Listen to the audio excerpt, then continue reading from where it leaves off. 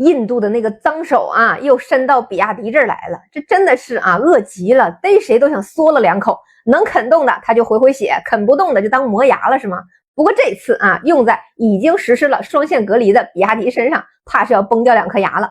26年7月，印度税务情报局啊，向我们的车企比亚迪开出了一纸6.3亿卢比，约合人民币5500万的税务罚单。罪名还是老一套啊，指控人家在进口新能源整车和零部件的时候低报货值啊，套用低税率逃避关税。印度本土媒体呢随即跟进造势啊，明显就是要将此案包装成为整治外资逃税的标杆案例，舆论层面一度啊形成了一边倒的这个声讨的态势。然而呢，事件的走向并未如印度官方预期推进，比亚迪回应就一句话：你找错人了啊！印度本次罚单所指向的乘用车进口业务，比亚迪在印度境内既无法人主体，也没有直接的运营团队，所有的进口报关纳税环节均由印度本土第三方啊独立完成。买办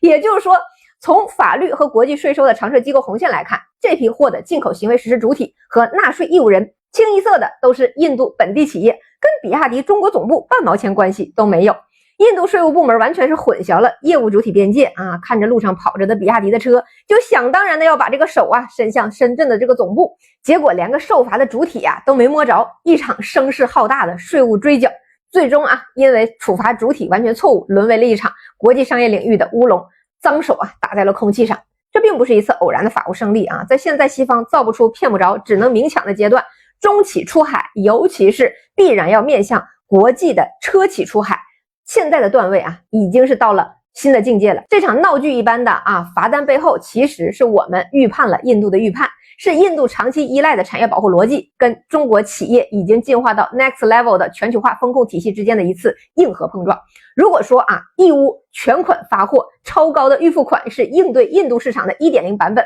福建往印度卖鞋先发左脚，付了尾款再发右脚是 2.0 版本。那现在随着我们更大规模的出海加速，吃了这么多次鳖之后，终于进化出来的 3.0 应对策略。印度擅长的就是利用极其模糊的税收规则和极其霸道的追溯性稽查来进行制度性的收割啊。远的有沃达丰被追缴20多亿美元的资本利得税，近的有咱们中国的手机厂商啊惨遭资金冻结。22年小米被冻结了差不多48亿人民币啊 ，vivo 的高管被扣留，甚至连大众汽车这种老品牌欧洲贵族啊，在25年都被翻旧账，要追缴12年前的零部件进口税。这真的是啊，国家没钱了，什么旧账都给你算明白了。那印度这种关门打狗的玩法，本质上就是把税务当成了一种不对称的武力杠杆。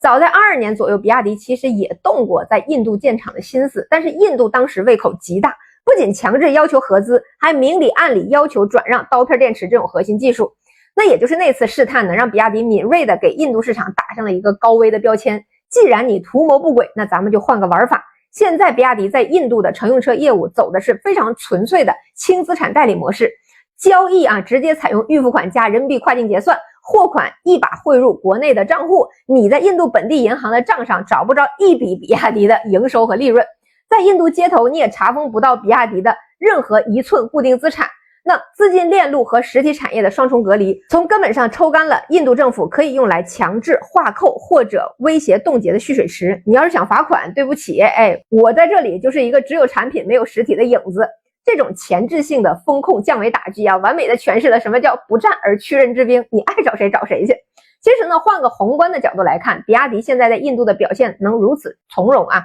绝不仅仅是因为法务做得好，真正的底气来源于它已经形成的全球化的布局和庞大的业务基本盘。